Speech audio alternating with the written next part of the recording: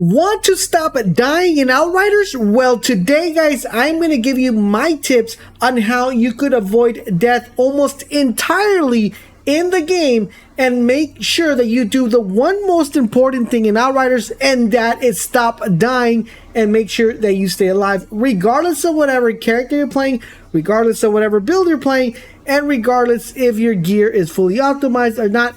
I'm going to give you guys the best tips that are going to make sure that you do one thing and one thing properly, and that is staying alive. So that sounds like something you're definitely interested. Let's go ahead and talk about the things you're going to need to know in order to avoid death. Alright, so let's get started with a little bit of the basic stuff. Number one, guys, every single character that is available in the game will have, of course, its skill tree. Now, within the skill tree, the main thing that you could probably change right now to avoid death is you want to go to your class's skill tree. And this is going to be kind of homework for you guys. If you guys are dying, I want you to take every tip that I'm giving you in this video, put them into account for your character, for your build, and then come back into the video and be like, Laser, this really helped me out. I do want to know how many people were helping out, because I've seen people in the comments, I keep dying, and I want to help you guys out. Okay, so with that being said, guys, let's talk about the skill tree. So within your skill tree, guys, there are primarily 3 tree branches, as you see here. This first top tree branches, and this is primarily in all the classes, is your firepower class. This is your anomaly class. And this right here, guys, is where you're getting the majority of the health. Now, I'm not telling you guys play this one, because the majority of the middle class tree is kind of on all the classes. The main ones that you're going to be noticing are going to be firepower builds or anomaly power builds. But the problem that you might be having while you're dying is because on each tree, guys, there are ways for you guys to get health, and or to reduce health, or to maximize the ability of being able to get health. And that is the reason why people die, because they're picking the wrong nodes in their skill tree. So for example, guys, let's take a look at this one right here. In example, if you guys were to go bottom tree Devastator, I need to pick up this node, because this node right here, bleed donation, is going to be very important, because basically every time I apply bleed status to an enemy, I am going to be getting 25% of my health. So I know sometimes you guys see this skill tree right here that you see right here, and you're going to copy it, and you might be under leveled. And since I don't have this node picked, you're probably going to do the same thing and just do this, right? Just copy and paste. But when you guys are leveling up, you want to make sure that you pay attention to the skill tree and look for stuff that actually gives you health back.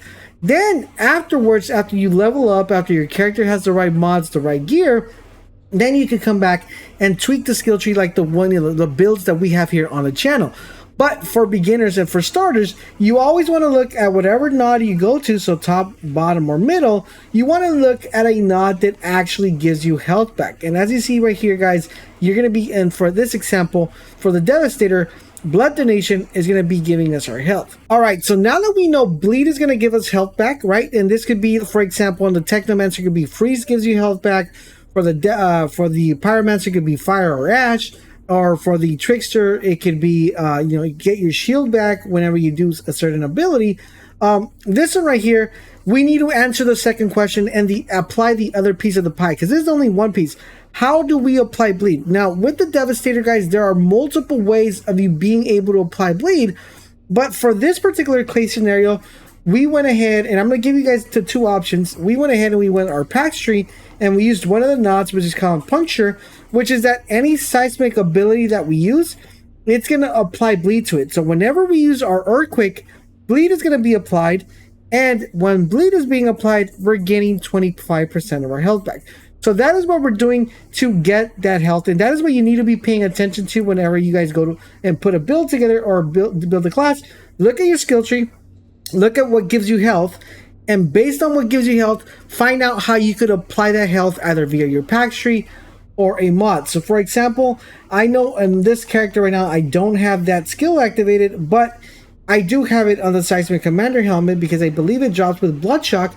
As you guys see right here, it says Earthquake inflicts bleed on enemy damage by that skill. So for example, if you're following my skill tree and don't have a pack tree unlocked, you're going to put this mod in one of your items, and that is going to guarantee that every single time you do an Earthquake, you're going to be applying bleed, and bleed is also going to be giving you health. Now remember, you're able to apply any status effect, of course, with weapons.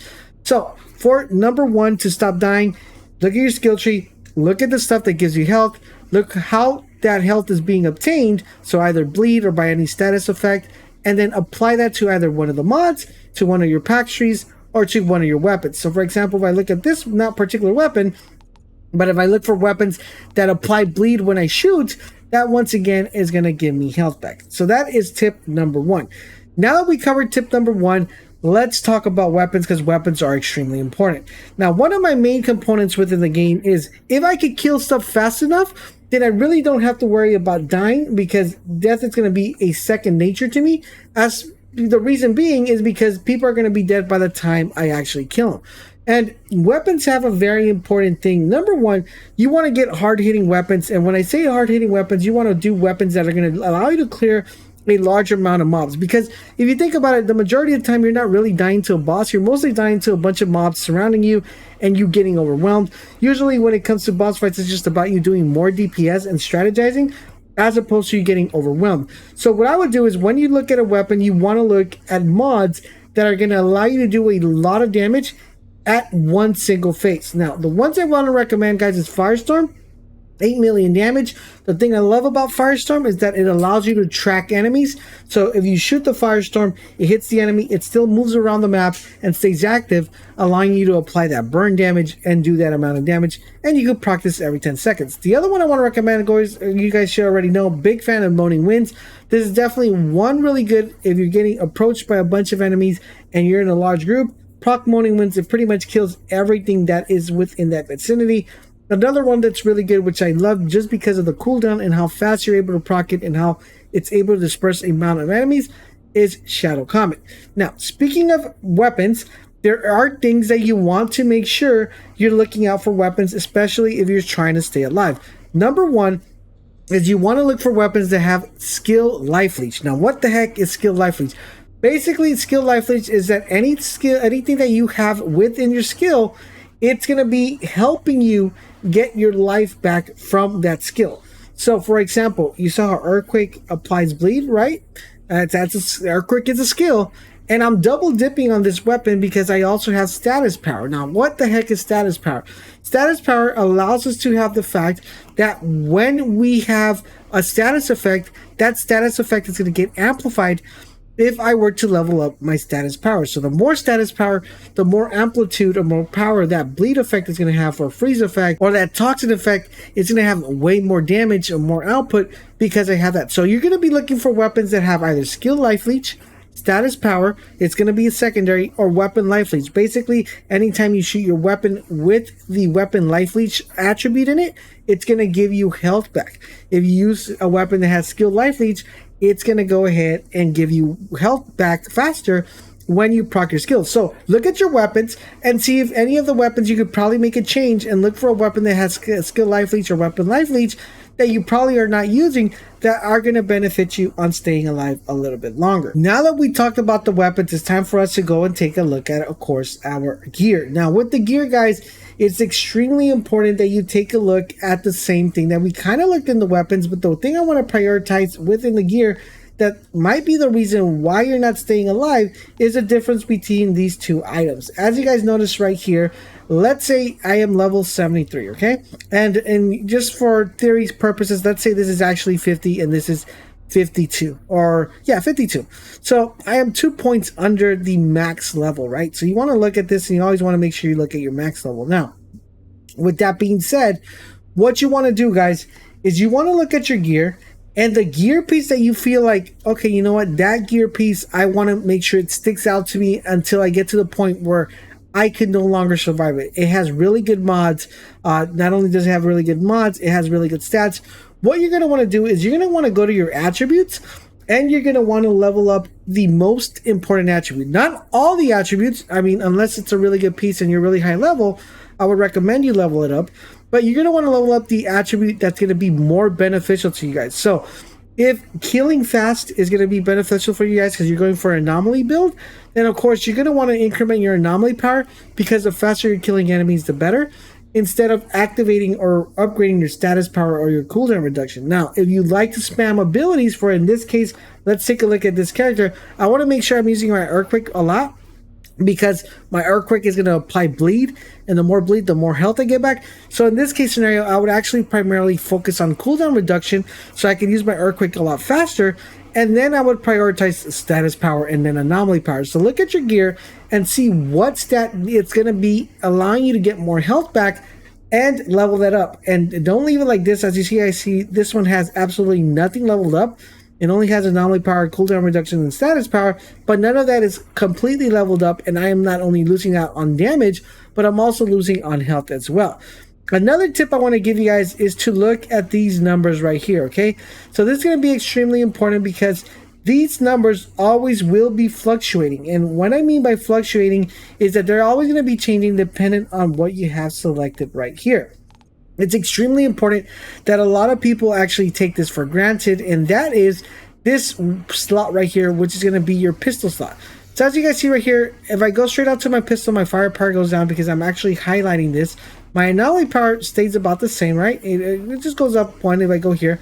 And what you're going to notice, if I were to go ahead, and you guys just see this is 72 one, and I look for a weapon, let's say I look for this weapon that's 74, all right?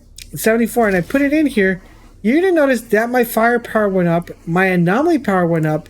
So when I go up to this one again, it went up 2 additional points. It went from being a 2.4 to being a 2.6. My firepower also went up to 951. So if I go ahead and put back the weapon we had, which is this one, as you guys notice, if I go here, this will go down to 2.4, 955. And if I go ahead and we do the same weapon again, we're going to go once again 2.6 right here, 955. Our firepower didn't go up, but our anomaly power did go up. And since this is an anomaly build, that is extremely important. And the reason why I want to mention to this is because you guys might be losing on power, might be losing on firepower because you do not have your highest level weapon equipped. This weapon is almost a dead weapon because it's hardly used. So you always want to make sure you're looking at your sidearms, looking what weapon has the highest value to put it within this column. So all of this could actually go up as well. And that leads me up to the second one, which is the health and armor. Now, within health and armor, there are 2 tips I want to give you. Tip number 1, of course, you want to be doing the same thing you're doing here. So right here, if I go and move this 122, this is going to go up. As you guys see this, my armor went up to 107. So you're going to want to make sure you're prioritizing the items. Now, the only downside with prioritizing the items is the fact that, of course, you're going to want to make sure you have the right weapons here and the right armor. So you want to make sure that the mods and all that link up together. So it's a little bit more difficult to, like a weapon, to just go for the highest one. But what I want to give you is a tip that's going to be helpful for you guys is that whatever mod you feel that's going to be doing a lot of damage, you want to make sure you apply that specific mod to the highest level armor. So in this case, my highest level armor is 110. So if I'm looking for a massive earthquake mod, for a mod that actually does damage for earthquake, which I have selected. So for example, this mod right here called Ground Crush. So this is going to be increase the skill base damage, but 1.3 million. So let's say I had the ability to actually move this mod. I would theoretically move this mod to this 110 one, because that means that that's going to be doing way more damage because it is in a higher level tier. A lot of people don't know this. The higher level that the armor is, and the higher damage that mod's going to do if you apply it to the higher level armor. So if that mod was here, it would do less damage as opposed to a higher tier armor. And I'm telling you guys, you are going to notice the big difference if you guys put that into action. The last tip I want to give you guys, of course, is going to be based on your class. And we're going to be talking about the Ascension points. The Ascension points are very crucial to your survivability because depending on what character you're playing, you're going to want to spend your points differently. So the best rule of thumb I want to give you guys, if you're playing an anomaly build, you want to prioritize anomaly and you want to prioritize cooldown reduction. If you're playing a firepower build, of course, anomaly is going to be very important because sometimes you use anomaly to get more firepower back, but you want to prioritize stuff like armor piercing, resistant piercing, because that's going to be giving your health back. And if you're playing like a trickster or a more squishy character, then you're going to want to make sure you're prioritizing guys anomaly and putting a little bit of points into this health column because that's going to give you a ton of survivability. Basically, my rule of thumb is if you're dying a lot, reset your skill tree, dump in the 10 points in here, okay, the 10 health points, and you're going to notice how your survivability goes up exponentially just by those 10 points applied, and then spend the rest of the points accordingly. I hope you guys take these tips into fruition. If there's a tip that I mentioned that you didn't know about, and if you're going to go back into your game and you're going to go and try to avoid death, make sure you guys come back and let me know if any of these tips actually helped you guys stay alive longer. So now that you know how to stay alive and stop death, now it's time that you know how to level up your character really fast. Make sure you guys check out this video on how to get your apocalypses here all the way to level 40 as soon, fast, and quickly before they actually patch it. And while you're at it, check out this video that's popping up right here. That's going to give you a really good, awesome techno build so you guys won't be buildless in this game. Thank you guys for watching, and I will catch you guys on the next video.